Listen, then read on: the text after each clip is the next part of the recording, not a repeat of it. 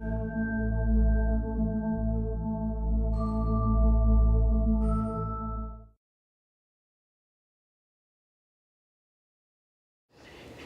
día de hoy iniciaremos el estudio del movimiento de los objetos en el universo. Todos se mueven, algunos de ellos con trayectorias sumamente complicadas. Por ejemplo, algo así como esto. El objeto puede estar aquí y cambiar de posición.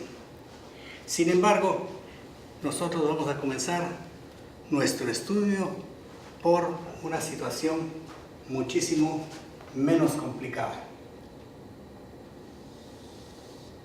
Vamos a suponer que el objeto cuyo movimiento estudiamos se mueve en línea recta a lo largo de una sola dirección y encima que lo hace con una velocidad que designaremos por v minúscula,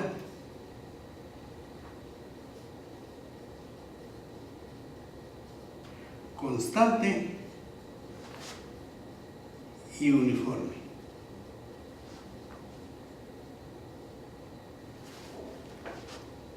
A la cual designaremos con algún nombre.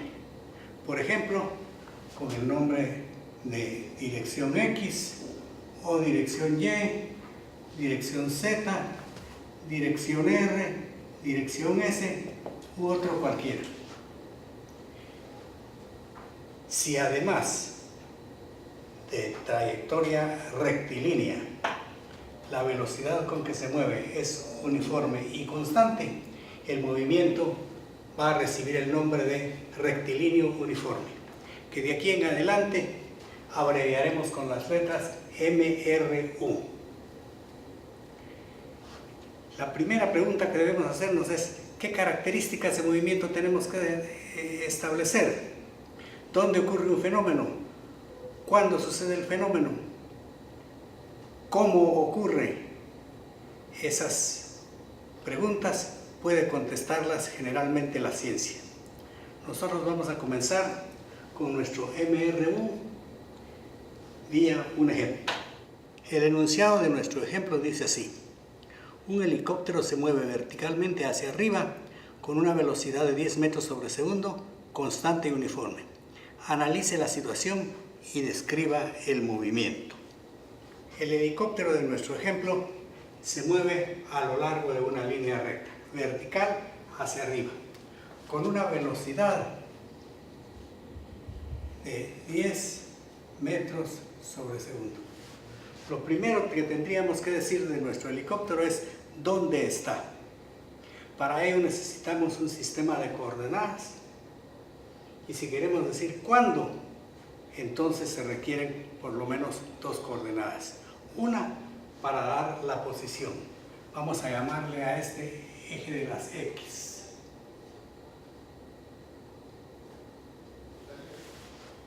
Para indicar dónde está, lo primero que debemos decidir es dónde colocar el origen.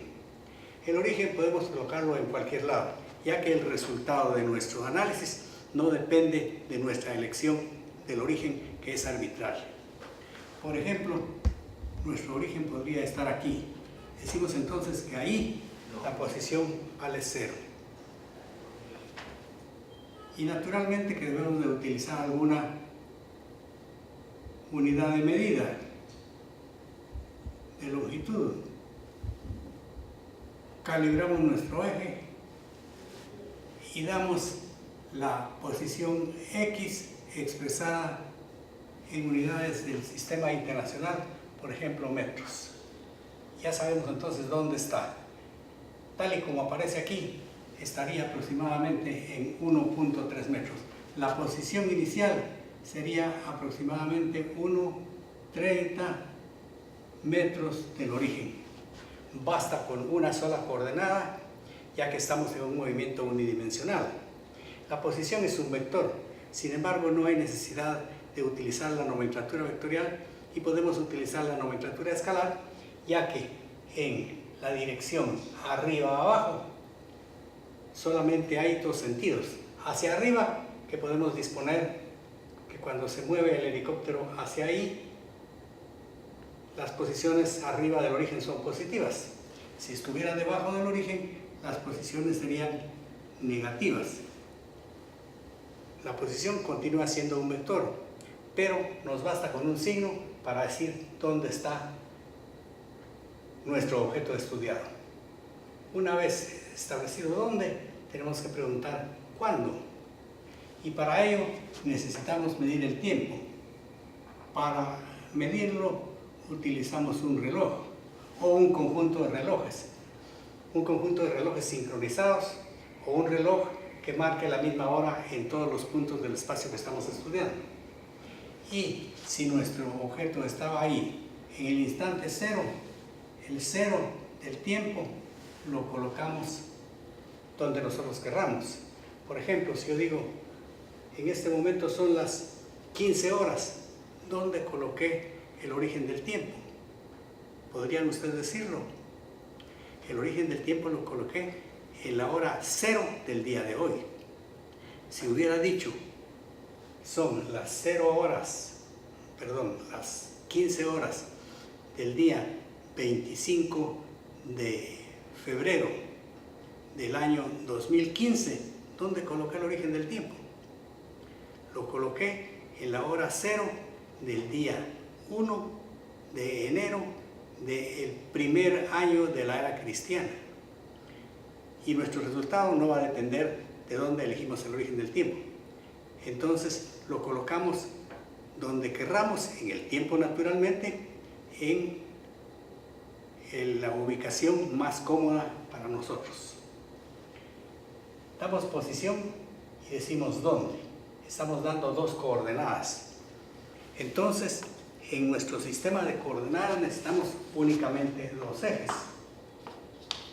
Un eje para dar las posiciones, que es el eje de las X expresadas en alguna unidad de longitud, por ejemplo metros, nuestro origen de posiciones, y el otro eje que generalmente lo utilizamos perpendicular al anterior es el eje del tiempo, que está, por ejemplo, aquí.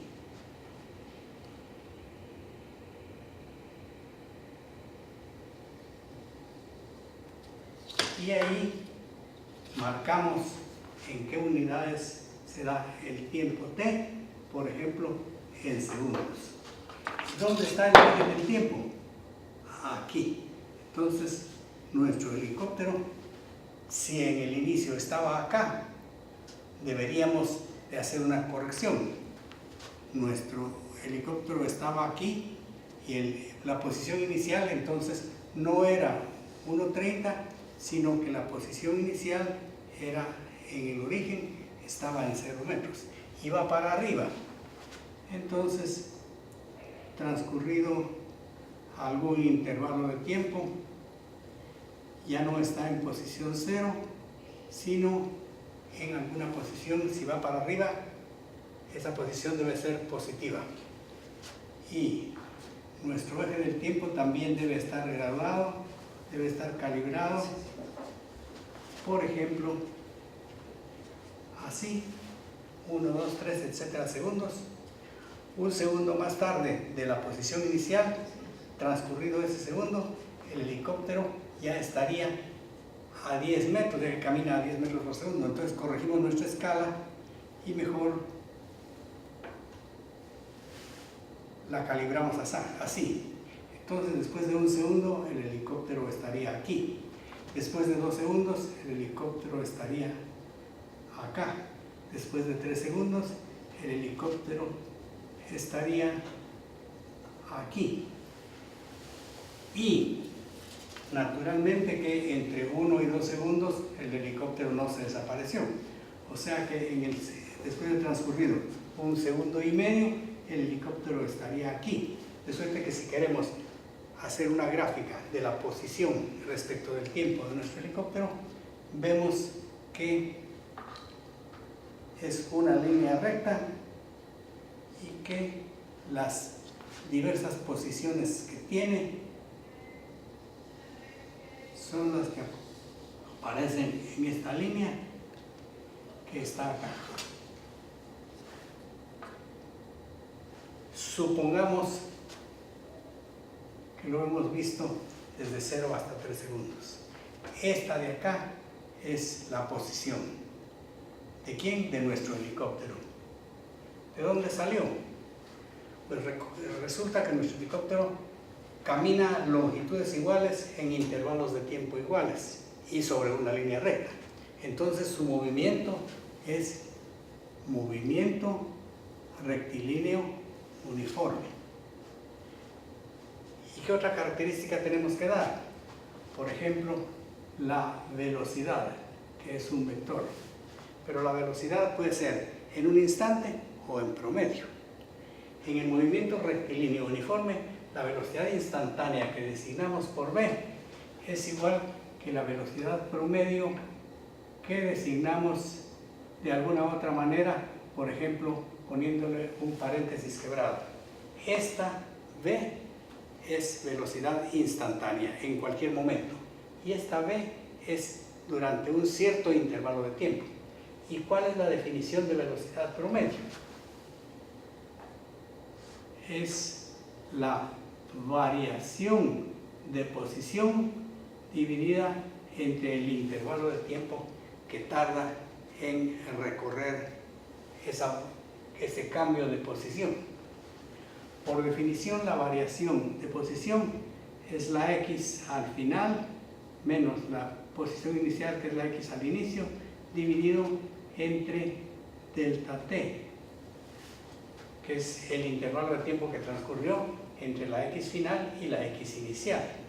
De aquí naturalmente que podemos despejar y decir que v multiplicado por delta t, el producto de estos dos, ya que la velocidad instantánea es igual que la velocidad promedio, podemos multiplicar estas dos cantidades y nos queda al despejar que la posición al final x sub f es igual que la posición al inicio más el producto de la velocidad por el intervalo de tiempo. Esta es la ecuación de una línea recta, que ustedes con toda seguridad que están acostumbrados a escribir. Allá en su curso de matemática escribían que la ordenada era igual a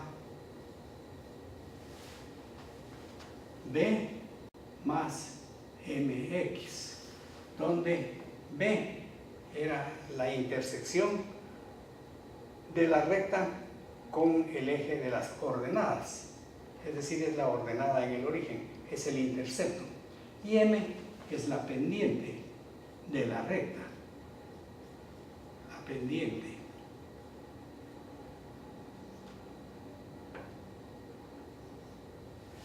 En nuestro caso, la m es la velocidad. La velocidad es la pendiente de la recta de este gráfico que está acá. Es decir, que es una cualquiera delta x dividida entre su respectivo delta t. Es la velocidad que el objeto tiene en promedio. ¿Qué otra característica habrá necesidad de dar? Tenemos que dar la velocidad. Tenemos que ver en qué intervalo de tiempo estamos trabajando. El origen de posiciones nosotros lo elegimos de manera arbitraria. Puede ser 0, en cuyo caso desaparece de la expresión. Y el delta t, si el objeto estaba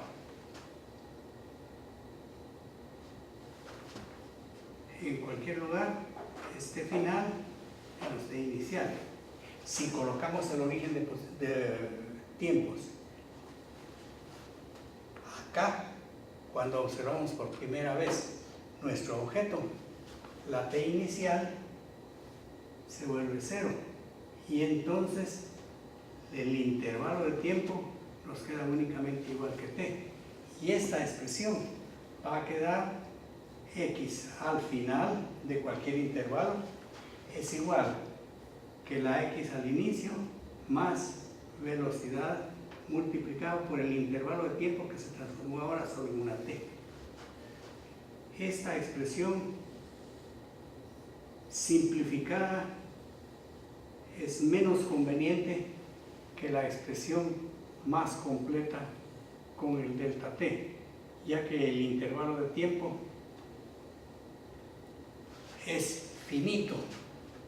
Solamente cuando es un intervalo de tiempo muy pequeño es infinitesimal, y en ese caso es que la velocidad instantánea, recordemos nuestra clase de matemática, la velocidad instantánea es el límite de delta x en delta t cuando delta t tiende a un valor muy pequeño, es decir que el delta t para las velocidades instantáneas es una variación infinitesimal del tiempo, y entonces la velocidad instantánea es la primera derivada de la posición respecto del tiempo.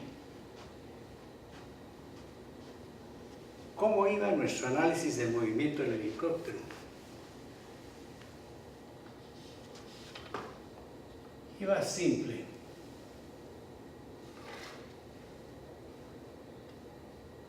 El eje de las X estaba acá, el eje del tiempo estaba aquí,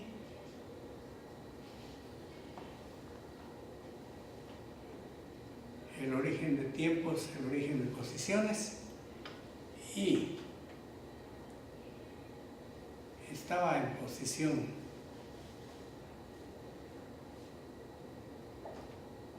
30 cuando habían transcurrido 3 segundos, y nuestro gráfico era el de una línea recta. Esta era la situación entre el instante 0 y el instante 3. ¿Qué habría ocurrido si en el intervalo de tiempo de 3 a 4 el helicóptero está en reposo? ¿Qué habría sucedido? Que no se aleja del origen ni se acerca a él. Entonces la separación desde el helicóptero hasta el origen sigue siendo la misma, y entonces entre los instantes 3 y 4 la gráfica del movimiento continúa siendo una línea recta, pero paralela al eje horizontal, al eje de las abscisas. El helicóptero no se movió. Y si un delta t de 4 a 6 nuestro helicóptero regresa, ¿qué ocurre? Que se acerca al origen, y entonces la situación va a ser de este tipo. Si regresa al origen en el instante 6, quiere decir que cuando el reloj marque 6 segundos, el helicóptero va a estar aquí, y entonces la gráfica sigue siendo una línea recta de este tipo,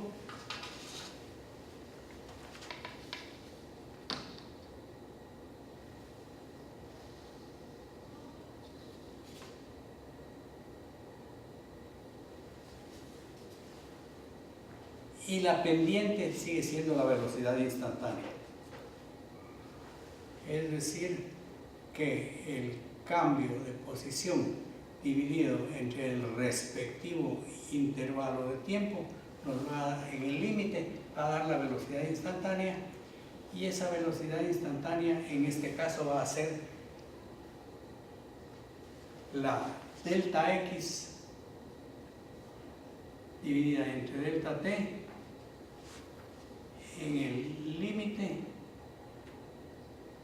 cuando delta t tiende a 0, pero como son iguales que la velocidad del promedio, entonces podemos poner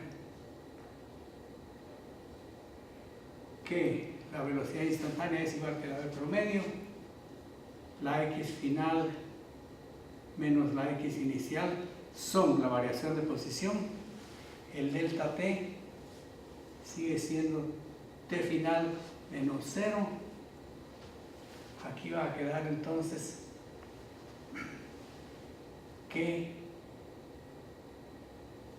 la x al final, el helicóptero está en el origen, ya llegó acá.